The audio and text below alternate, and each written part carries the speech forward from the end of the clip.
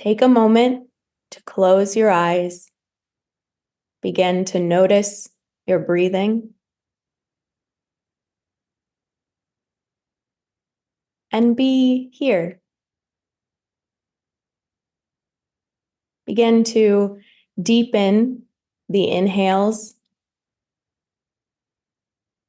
and hold before you exhale as you drop into this moment in this place. With your eyes closed, begin to notice your body. Feel your seat in your chair, where your body's connecting. Maybe you're in your car or sitting on your couch, lying in bed. Just take a moment to appreciate the body that you're in. As you're breathing, notice if you feel any tension or tightness in that body. Maybe something you don't always notice. No need to judge it or try to change it. We're simply acknowledging what is present in this moment.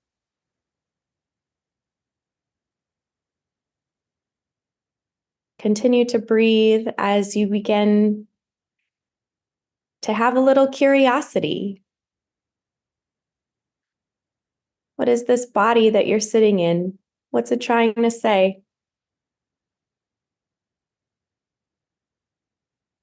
Notice where your attention is pulled and enjoy. You may notice your mind beginning to race, wanting something familiar, wanting something comforting. That's okay. Just notice what your mind has to say and keep breathing with your body.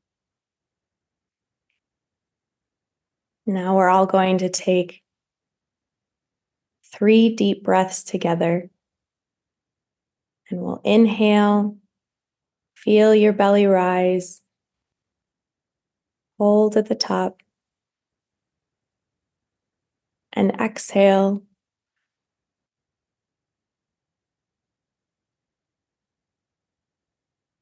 Take another inhale, feeling the air rush in through your nose or your mouth, into your lungs, and hold at the top. And exhale. And we'll do one more energizing breath as we breathe in, hold, and exhale, enjoying the way our breath leaves our body. Go ahead and open your eyes, knowing that you are here. Hi, Emma. Hi, Misha.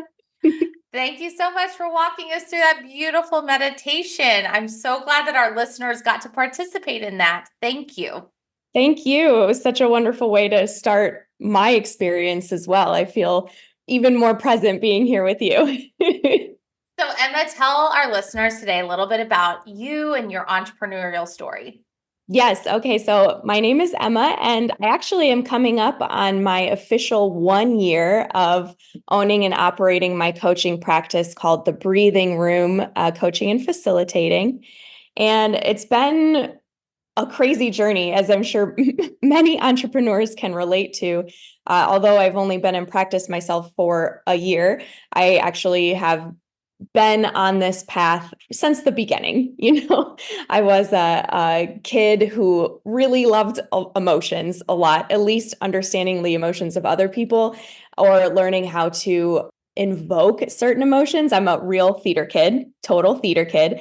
And as I was kind of growing up, I just noticed what the difference it felt, when I was having conversations with people on surface level stuff, the weather, things like that. And then what it felt like this sort of juicy, deeper connections that really made a difference for me, especially having a somewhat tumultuous household of not really being sure what was going to happen, what I was going to get. So connection was always really important to me. And I'm an only child, so didn't have any siblings to practice that connections with. And I was lonely a lot of the time. And when I started my career, I feel very blessed. I come from a family of self-employed people. So I always was raised with a very sales-oriented mentality, but less so about, used car salesman tactics. Like it's all about the clothes, blah, blah, blah, and really more so about how are you relating to people?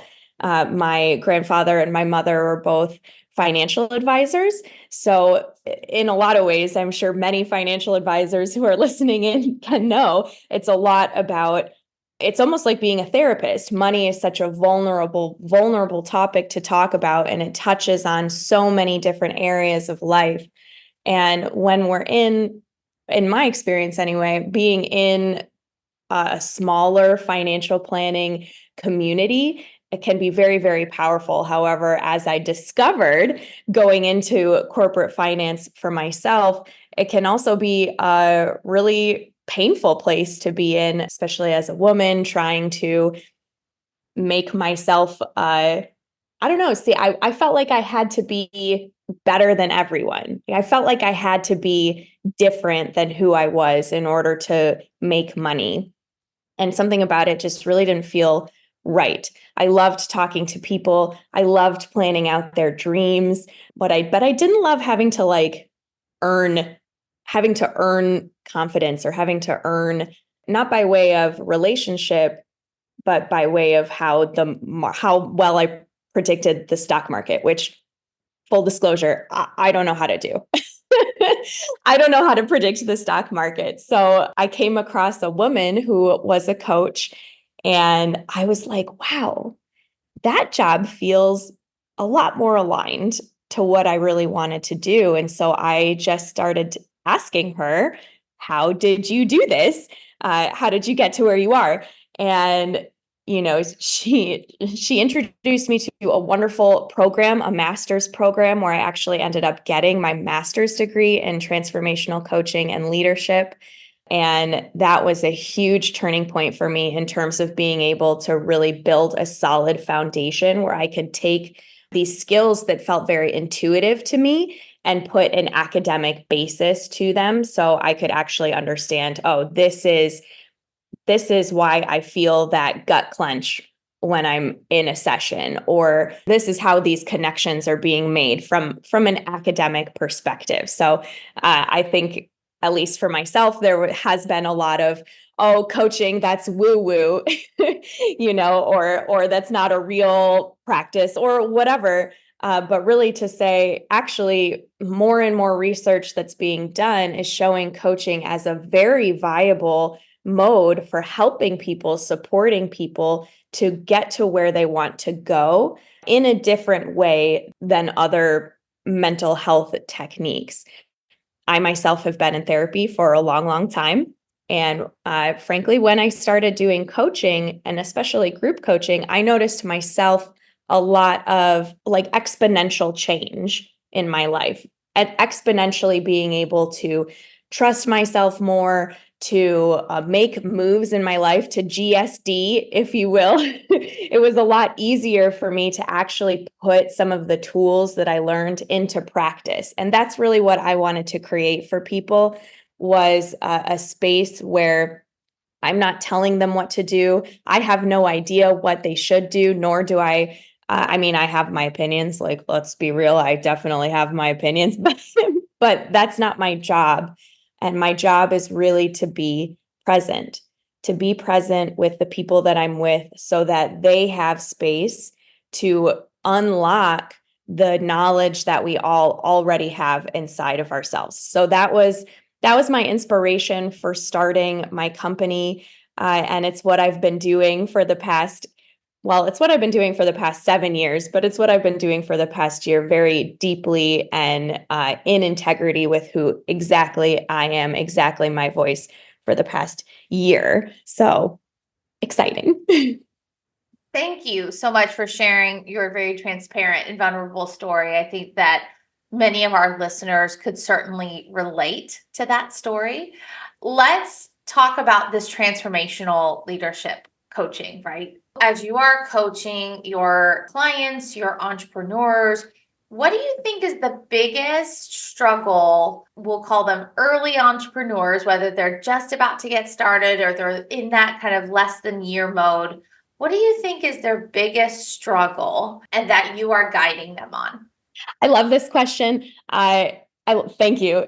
Partially because I am in it too. And that's something that I really love to just be clear and transparent about with my clients, that although I do have many years of experience, that I'm literally in the trenches too with them. And that's something that feels very special about coaching, that it is this co-created relationship as opposed to I have all the answers, you have none of the answers. It's like, let's discover the answers together. And so for myself and for many of my clients, what we have been finding is there's a bit of an imposter syndrome type of gap. I think especially in the first year of business operation, that says we have to perform or look a certain way, sort of similarly to how I felt when I was a financial advisor, in order to be respected or in order to get the high paying clients.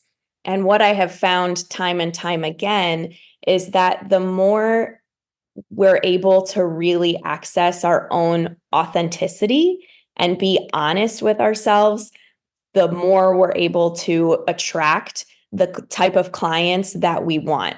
So I'll give you an example. And I did ask permission to share this particular case study before I came on the show, but I have a client who has been working in body work. She does a little bit more than physical therapy. It's much more than physical therapy, honestly, but it's a little bit hard to describe. And she had spent a while trying to fit in this box and really struggling with that sense of like, how do I fit in this physical therapy box when I just don't? And so a lot of our sessions have been focused around, well, how would you describe what you do? And I also had the pleasure of being able to experience her work firsthand, which I think is brilliant. So if I do believe if you're working with someone, we're working with a coach, and you have an opportunity to really get them in to see firsthand what it is that you do, it's so helpful for us as the coach to have that lived experience. Otherwise, one of the cool things about coaching is I get to work with people in a lot of different industries that I don't know that much about, but I want to be inquisitive. That's one of our traits here, to really learn those things. So giving her space to just explore what it is that you like about your practice. What do you like that you do for your clients? What matters to you about this really helped create I think I want to say a substance for her pitch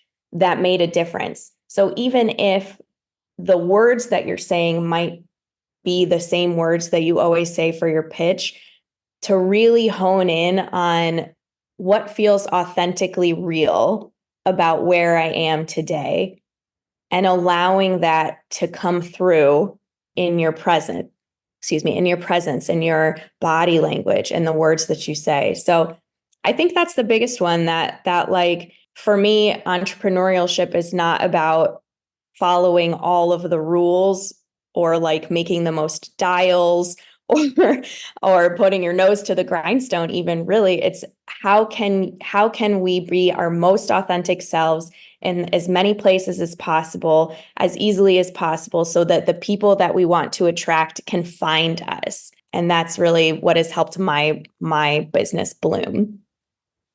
What I love about this example is, as entrepreneurs and innovating solutionists, we're not just recreating something that everybody else has done. We're creating something that's not there today. We're creating something that hasn't been thought of, right? We're dreaming big. We're dreaming outside the box. We're saying, how do I put this square peg into a round hole type of scenario? And I think you're absolutely right. As young entrepreneurs or early entrepreneurs are saying, oh, I have this idea, and then they embark on that customer discovery, which is a very important step in this, but then they're figuring out their pitch. All of a sudden they go away from dreaming big and come back to, oh, I have to fit in the box. Yes. But fitting in the box was not what got your dream big. So stay unapologetically to your true authentic self and say, how do I want to do this? I see all these examples, and those are great examples. They show me what to do. They show me what not to do, but it's not what I've been called to do or what the universe has planted in me to say, listen, this is a new idea that I want you to cultivate. And I think that is so important for our entrepreneurs to listen to, because it is important to stay true to your dream big. Yes, it's going to pivot. Yes, it's going to navigate, but don't feel like you have to then go and hone back into what is there today in the universe, in the marketplace, whatever, because otherwise you don't have a new innovation. Exactly. And I so love the way that you put that. And in this, like, dreaming big is what got us here in the first place. Dreaming big. I mean, how many people really can say, like, I have an idea worth marketing that comes from my soul, that comes from the, like, this is what I was put here to do. And for me personally, in my like wide vision of the world, this is what we all would be doing to really bring our hearts forward and our hungers forward to build what we're called to build. And I love this piece about authenticity, and what I think about being present is being present, knowing in our bodies what it is that we're meant to do, also allows us to see opportunity everywhere. So that would be my other really big suggestion, especially in the first year of business ownership, is that opportunity is everywhere. I believe that the universe, this might sound a little woo, but I don't care. I'm a little woo, that the universe wants us to succeed. The universe wants us to bring our ideas, our soul calling, all those things into fruition. And we have been given gifts and ways in order for us to do that. So I wanted to bring up this concept that I got from, I went with some of my mentors to Hawaii a couple years ago, and I was able to meet this man named Serge Kahili King. And he has this concept that I love and I think really resonates well with the GSD factor. It's an acronym that's EWAP. It stands for everything is working out perfectly. Everything is working out perfectly. Now, the caveat on that is that it may be working out differently than you expected. So I can speak from experience myself to say that the first year, and business ownership in general, but the first year is hard. I am constantly on a roller coaster of like, should I just get a job? Do I need to go and get a W-2 job? I recently lost, and this is vulnerable to say, but here we are being vulnerable. I recently lost 2 of my highest paying clients.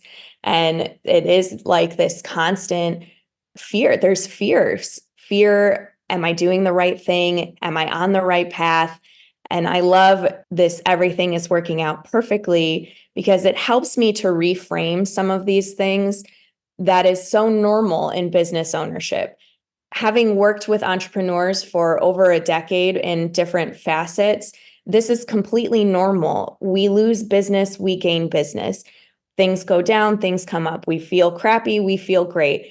Life is wild and completely nonlinear. And so having this ability, and I think you say this in your resilience principle as well, to really put a reframe on some of these things to say, okay, well, this means that I now have this time available.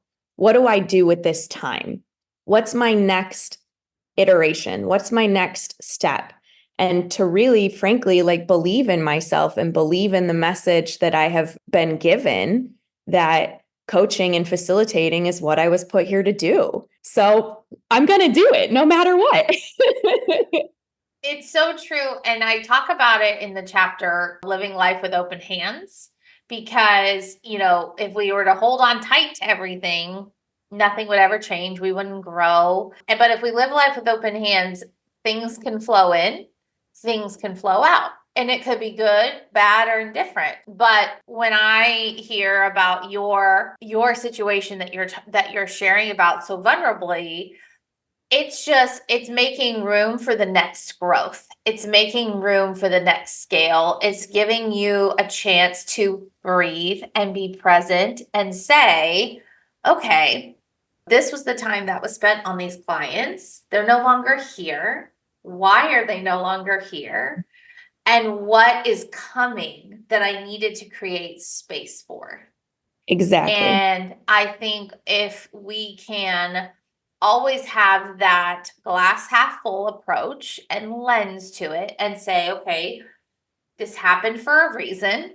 Let me try to find that reason, while also still continuing to manifest and dream big and saying, this is what I want and this is what, but knowing how I think I'm going to get there in that journey may not be my path. It may be the path, but it may not be the path.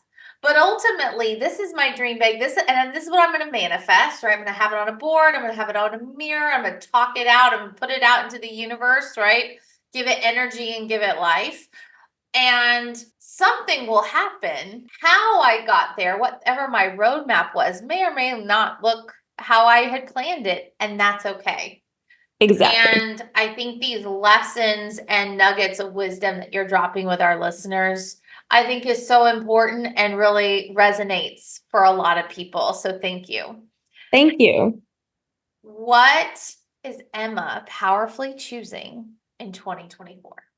Yes, 2024 for me is about allowing. I like this word allowing, as it really, for me, summarizes, I guess, but condenses all of the things that we're talking about. I am allowing the universe to show me what I'm meant to see. I am allowing business to come in. I am allowing business to come out. I am allowing myself to be a fallible human and really giving myself compassion and learning from my mistakes. I'm allowing myself to grow. I'm allowing myself to shut in my corner if I have a day where I just really need to shut in a corner, and that's okay. But really allowing whatever is present in my body and in my life to be there and receiving it with open hands. I love that. Powerfully choosing to be allowing. Yes. Emma, thank you so much. Thank you for taking us on this journey today. It's been such an honor to have you. And to our listeners, thanks for listening. And don't forget to get shit done. Thanks for listening to the GSD Factor podcast. If you liked this episode, please rate and subscribe on your favorite podcast platform, where you can also find previous episodes. Let's also connect on LinkedIn and Instagram. If you're looking for more information on the GSD Factor, visit us at gsdfactor.com. And always remember to GSD, get shit done.